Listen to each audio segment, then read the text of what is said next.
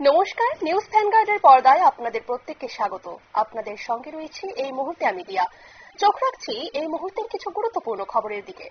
মুখ্যমন্ত্রী ডক্টর মানিক সাহা আজ আগরতলা শহরের বর্তমান যানজট পরিস্থিতি নিয়ে এক উচ্চ পর্যায়ের বৈঠক সভাপতিত্ব করেন।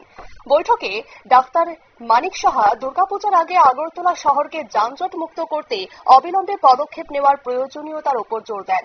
এই বৈঠকে উপস্থিত ছিলেন মুখ্য সচিব জিতেন্দ্র কুমার সিনহা, পুলিশ মহাপরিদর্শক অনুরাগ, সচিব অভিষেক সিং এবং কিরণ গিত্তে, পশ্চিম জেলার জেলাশাসক ডাক্তার বিশাল কুমার, ট্রাফিক এসপি কান্তা জাহাঙ্গীর, পশ্চিম জেলার পুলিশ সুপার নামিত পাঠক সহ অন্যান্য কর্মকর্তাগণ।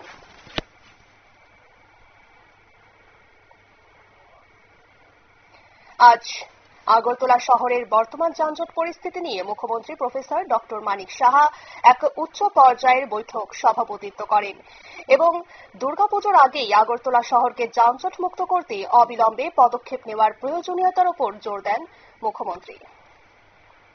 নিয়ে নিচ্ছে ছোট্ট একটি বিজ্ঞাপন বিরতি, সঙ্গে থাকুন।